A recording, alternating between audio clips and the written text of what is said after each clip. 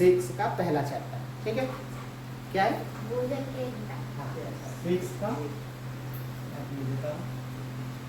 Class 6 science का हम देखते हैं आज पहला चैप्टर जिसका है भोजन के घटक। ठीक है, तो हम इसकी बेसिक डिटेल लेते हैं, फिर उसके बाद चलते हैं आगे। ठीक है, चलो ठीक है। भोजन के घटक, पिछली कक्षाओं में हमने उन खाद्य पदार्थों की सूची बनाई है जिन्हें हम खाते हैं। भारत के विभिन्न भागों में पाए जाने वाले विभिन्न व्यंजनों, ठीक है, के बारे में भी हमें बताया था तथा इन्हें मानचित्र में अंकित किया था। व्यंजन क्या होते हैं? एक शब्द आया है व्यंजन, क्या है बताओ? व्यंजन क्या होता है? व्यंजन किसे कहते हैं? मतलब किसे कहते हैं? व्यंजन होता है खानों के प्रकार को कहते हैं। ठीक है, जब कई तरह के खाना हमारे सामने रखे हो ना तो उसे कहते हैं व्यंजन के बारे में। और मानचित्र पे देखोगे तो अलग अलग तरीके के सारे रहते हैं, जैसे हर एक स्टेट में अलग रहता है।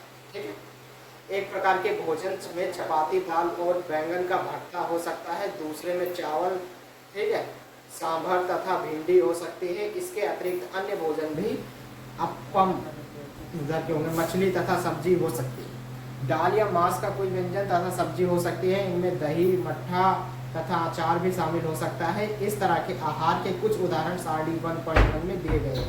इस सूची में कुछ अन्य व्यंजन जोड़िए तथा इन सारणी को पूरा कीजिए। कभी कभी हम अपने भोजन में वस्तुतः इन सभी व्यंजनों को नहीं ले पाते हैं। यदि हम यात्रा में हो तब हम वही खा लेंगे जो रास्ते में उपलब्ध हो।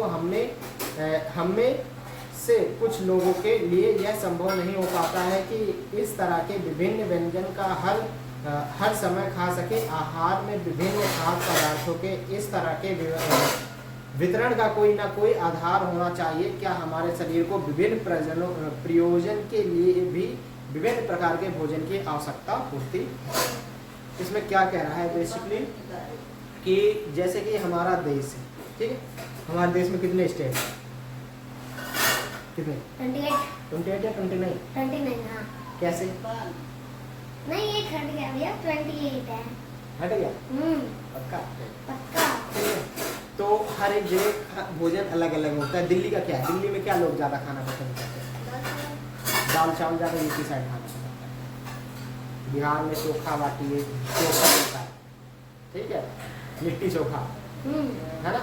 तो इसलिए अगर तुम कहीं जा रहे होगे तो जिस स्टेट से रेल हमारी गुजर के जाएगी वहाँ पे हमें जो जो चीज़ मिलेगा हम वो चीज़ खाते हुए जाते हैं। जितना लंबा टूर होगा उतने नए नए व्यंजन आएंगे हमारे सामने। ठीक है, ये अब देखते हैं 1.1 जो सबसे अब जो हमारे स्टार्ट हुआ है। 1.1 क्या है? विभिन्न प्रकार के खाद्य पदार्थों में क्या होता है? क्या होता है? ठीक। हम जानते हैं कि प्रत्येक व्यंजन एक या एक से अधिक प्रकार की कच्ची सामग्री से बना होता है जो हमारे पादपों, ठीक है,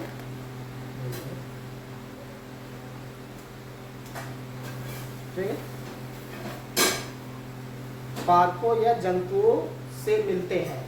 कच्ची सामग्री के घटक क्या हैं? इस कच्ची सामग्री के हमारे शरीर के लिए बहुत आवश्यक घटक होते हैं। इन घटकों को हम पोषक तत्व कहते हैं। जो कच्ची सामग्री होती है उनके जो घटक होते हैं वो उनको हम पोषक तत्व कहते हैं। पोषक कहते हैं। ठीक है, क्या कहते हैं? पोषक कहते हैं। जो कच्ची सामग्री होती है, जैसे हम सब्जी बनाते हैं, घिया की सब्जी बना रहे हैं तो जो कच्ची घिया है ना वो हुआ हमारा पोषण। फिर उसे हम पकाएंगे फिर खाएंगे। ठीक है, समझ में आ गया? कोई दिक्कत? कहते हैं हमारे भोजन में मुख्य पोषक कार्बोहाइड्रेट। ये क्वेश्चन आपका जरूर आ सकता है कि मुख्य पोषक क्या क्या है। देखो, मुख्य पोषक सबसे पहले आता है कार्बोहाइड्रेट। क्या आता है? कार्बोहाइड्रेट। ठीक है, कार्बोहाइड्रेट हो गया, प्रोटीन हो गया, वसा हो गया, विटामिन हो गया, विटामिन हो गया, विटामिन हो गया और तथा खनिज लवण हो गया, तथा खनिज तथा खनिज लवण, ये सारे क्या है हमारे पोषक तत्वों के मुख्य घटक है। ठीक है, समझ में आ रहा है? ठीक, मुख्य घटक है, मुख्य घटक हैं। इसके अतिरिक्त हमारे भोजन के रुद्रांश तथा जल भी शामिल हैं, जिनसे हमारे शरीर को जिनको हमारे शरीर की आवश्यकता होती है, जल की भी आवश्यकता होती है।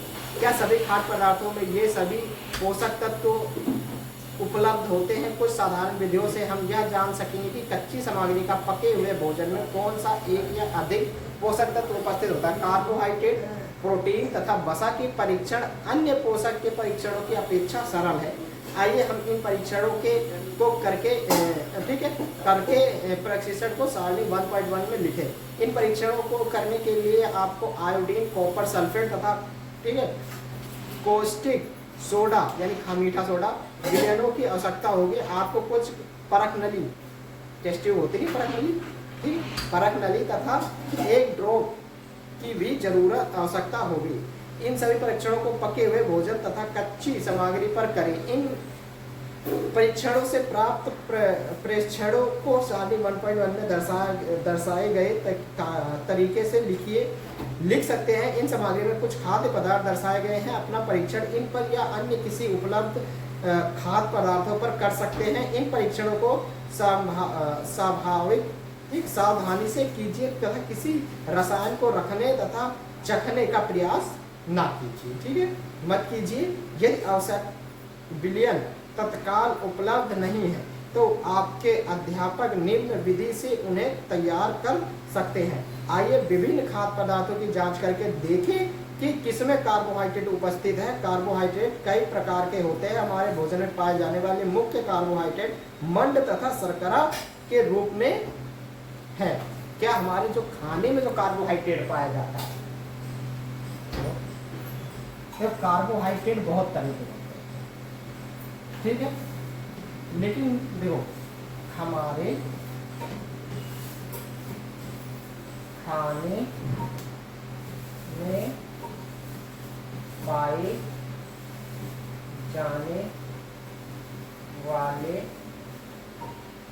कार्बोहाइड्रेट में क्या होता है बताओ? मंड तथा शर्करा के रूप में होता है। क्या? मंड तथा शर्करा। शर्करा क्या होती है? चीनी। शर्करा के रूप में होती है।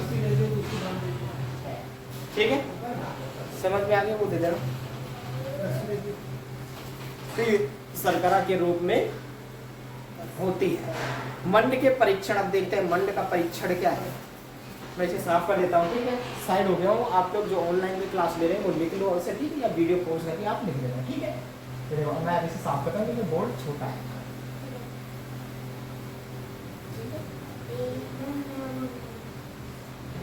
चलो अब देखिए मंड के परीक्षण क्या देखते हैं हम। मंड के परीक्षण, मंड क्या होता है अभी बताता हूँ।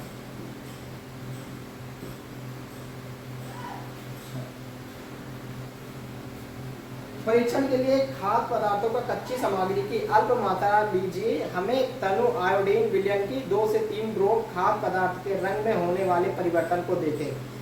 क्या यह नीला या काला हो गया या नीला या काला रंग मंड की उपस्थिति दर्शाता है। ठीक है, परीक्षण को किसी अन्य खाद्य पदार्थ के साथ दोहराएं और जांच कीजिए कि किसमें मंड है। अपने परीक्षण को सरल 1.2 में लिखिए। प्रोटीन के परीक्षण अब एक बार अभी बताता हूँ, ठीक है। मंड का हमारा हो गया, अब देखते हैं प्रोटीन का। प्रोटीन का परीक्षण। अब देखते हैं प्रोटीन का परीक्षण क्या है। प्रोटीन के परीक्षण के लिए किसी एक खाद्य पदार्थ की थोड़ी मात्रा लीजिए। इन खाद्य पदार्थ का परीक्षण करना, यदि वह ठोस है तो पहले उसका पेस्ट अथवा चूर्ण बनाने की आवश्यकता होती है। खाद्य पदार्थ की थोड़ी मात्रा को पीसकर या मसलकर उसके चूर्ण को एक साफ परत नली में डाल दे और 10 बूंद जल डालकर उसे अच्छी तरह हिलाएं। अब ड्रॉप की सहायता से परत नली में 2 बूंद कॉपर सल्फेट का विलयन तथा 10 बूंद कास्टिक सोडा का विलयन डालिए। अच्छी तरह हिलाकर कुछ मिनट के लिए परत नली को रख दीजिए। आपने क्या देखा, क्या परत नली का पदार्थ बैंगनी रंग का हो गया है। बैंगनी रंग का खाद्य पदार्थ में प्रोटीन की उपस्थिति दर्शाता है। अगर बैंगनी कलर का हो जाता है तो क्या बताएं, इसमें क्या है, प्रोटीन की उपस्थिति है। अब आप इस परीक्षण को किसी दूसरे खाद्य पदार्थ के साथ दोहरा सकते हैं। ठीक है, अब देखते हैं वसा के साथ। वसा में क्या होता है, ये भी हो गया हमारा वसा का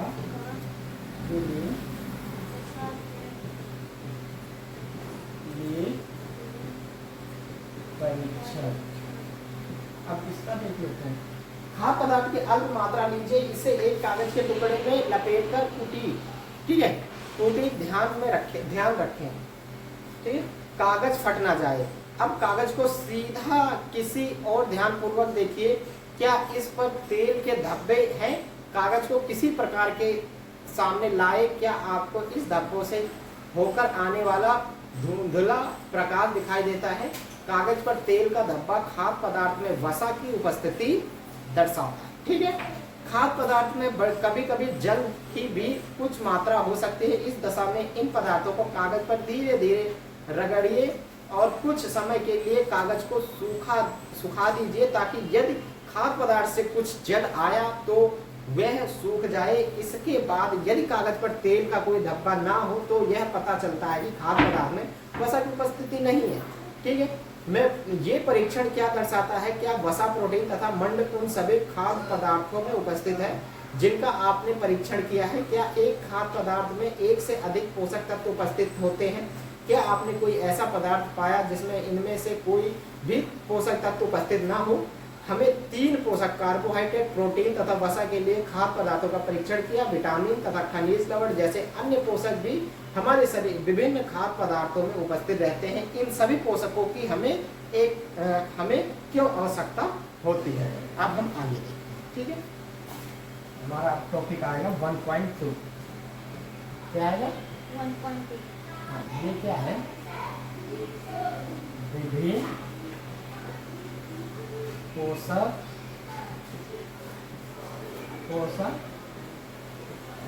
हमारे शरीर के लिए क्यों के लिए क्या करते हैं। विभिन्न पोषक तत्व हमारे शरीर के लिए क्या करते हैं, क्या करते हैं। ठीक है, देखते हैं। कार्बोहाइड्रेट मुख्य रूप से हमारे शरीर को ऊर्जा प्रदान करता है। कार्बोहाइड्रेट क्या करता है, हमारे शरीर को ऊर्जा देता है। कार्बोहाइड्रेट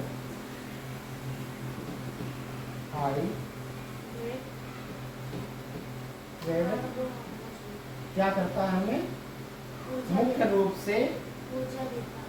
मुख्य रूप से हमें ऊर्जा देता है, याद रखना। ठीक है, यही सारे क्वेश्चन आपके पेपर में जरूर से जरूर आएंगे। देता है, ऊर्जा प्रदान करता है। वसा से भी ऊर्जा मिलती है। वास्तविक यह है कि कार्बोहाइड्रेट की तुलना में वसा की समान मात्रा में अधिक ऊर्जा प्राप्त होती है। वसा और कार्बोहाइड्रेट भोजन को ऊर्जा देने वाला भोजन भी कहा जाता है। अगर आपसे पूछे ऊर्जा देने वाला भोजन कौन सा है, क्या ऊर्जा देने वाला भोजन, तो आप कहोगे पहले कार्बोहाइड्रेट और कार्बोहाइड्रेट और वसा। ठीक है, आपको ये याद होना चाहिए कि कार्बोहाइड्रेट में ज्यादा होता है और वसा में कम होता है। ठीक है, ये आपको याद रखना है। प्रोटीन की आवश्यकता हमारे शरीर की वृद्धि तथा स्वस्थ रहने के लिए होती है। अब देखो प्रोटीन क्या करता है, क्या करता है प्रोटीन? प्रोटीन की आवश्यकता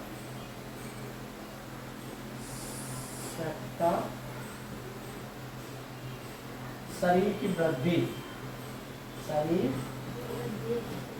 वृद्धि और स्वास्थ्य, ठीक है, स्वस्थ रहने में मदद करता है। याद रखना ये सारे, ठीक है, याद रखना। करता है प्रयोग प्रोटीन युक्त भोजन को प्रायः शरीर वर्ध भोजन कहते हैं। ठीक है, विटामिन रोगों से हमारे शरीर की रक्षा करता है। विटामिन हमारी आँख, अस्थियों, दांत और मसूड़ों को मजबूत रखने की में भी सहायता करता है। विटामिन कई प्रकार के होते हैं, उन्हें अलग अलग नामों से भी जाना जाता है। इनमें से कुछ को vitamin A, vitamin B, vitamin C, vitamin D, vitamin E तथा विटामिन के नाम से भी जाना जाता है। विटामिनों के एक उपसमूह को विटामिन बी, ठीक है, कॉम्प्लेक्स कहते हैं। हमारे शरीर को सभी प्रकार के विटामिन की अल्प मात्रा में आवश्यकता होती है। विटामिन ए हमारी त्वचा, आँख को स्वस्थ रखता है। विटामिन सी बहुत से रोगों से लड़ने में हमारी मदद करता है। विटामिन डी हमारे अस्थियों, यानी अस्थियों क्या है, हड्डियों, अस्थियों और दांतों के लिए कैल्शियम का उपयोग करने में हमारे शरीर की आवश्यकता करता है। विभिन्न विटामिनों से भरपूर भोजन चित्र दिखाए गए हैं। ठीक है, हमारे शरीर में खनिज लवणों की आवश्यकता अल्प मात्रा में होती है। शरीर के उचित विकास तथा अच्छे स्वास्थ्य के लिए प्रत्येक खनिज लवण आवश्यकता होती है। देखो खनिज लवण क्या होता है, अल्प मात्रा में होता है। शरीर के उचित विकास, शरीर को उचित विकास तथा अच्छे स्वास्थ्य के प्रत्येक खनिज लवण आवश्यकता होती है। विभिन्न खनिज पदार्थों में कुछ स्रोत 1.10 में दर्शाया गया है। अधिकांश खाद्य पदार्थों में एक से अधिक पोषक तत्व होते हैं। आपने भी सारणी 1.2 में परीक्षण को लिखते समय इस बात को अवश्य देखा होगा कि किसी भी कच्ची सामग्री में एक निश्चित पोषक की मात्रा दूसरे पोषक की मात्रा से अधिक हो सकती है। उदाहरण, चावल में कार्बोहाइड्रेट की मात्रा दूसरे पोषकों से अधिक होती है। कार्बोहाइड्रेट सबसे ज्यादा किसमें मिलता है, किसमें मिलता है? कार्बोहाइड्रेट सबसे ज्यादा किसमें मिलता है? हाँ? पनीर। अभी तो बताया, बताओ। चावल में किसमें? चावल। सबसे ज्यादा किसमें होता है? चावल। ठीक, सबसे ज्यादा किसमें होता है? चावल में की मात्रा दूसरे पोषकों से अधिक होती है। इस आधार पर यह कह सकते हैं कि चावल कार्बोहाइड्रेट समृद्ध होते हैं। इन पोषकों के अलावा हमारे शरीर को आहारी रेशों तथा जल की भी आवश्यकता होती है। आहारी रेशे रुद्रांश के नाम से भी जाने जाते हैं। हमारे खनिज में रुद्रांश की आपूर्ति मुख्यतः पादप उत्पाद में होती है। रुद्रांश में रुद्रांश के मुख्य स्रोत साबुन, ठीक है, साबुत खानन, दाल, आलू, ठीक है, ताजे फल और सब्जियां हैं रुद्रांश। ठीक है, अब देखो ये रुद्रांश के मुख्य स्रोत देखो, और आप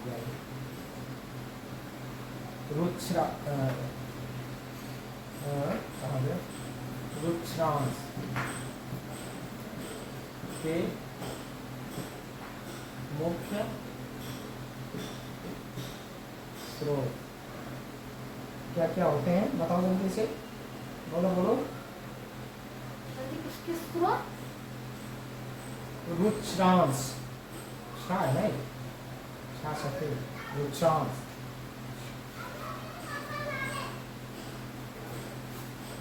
ठीक है, इसके होते हैं, आप लिखो दाल, ठीक है, आलू, दाल, आलू, ताजे फल, ताजे फल, ताजे फल और सब्जियां, और सब्जी, ठीक है, जिनमें होता है ताजे फल और सब्जियां होता है।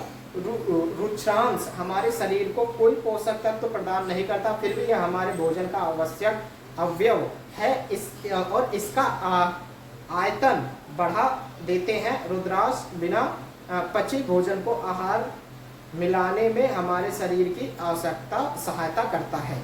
जल भोजन में उपस्थित पोषकों को अवशोषित करने में हमारे शरीर की सहायता करता है, या कुछ अपशिष्ट पदार्थों जैसे कि मूत्र तथा पसीने को शरीर से बाहर निकालने में सहायता करता है। सामान्य हमारे शरीर को जितने जल की आवश्यकता होती है वह हमें उन वस्तुओं से प्राप्त होता है जिन्हें हम द्रव्य रूप में लेते हैं, जैसे कि जल, दूध, चाय आदि। इसके अतिरिक्त हम जो भी भोजन पकाते हैं उसमें भी पानी का प्रयोग किया जाता है। आइए देखिए कि कोई अन्य स्रोत हमारे शरीर को जल कैसे प्रदान करता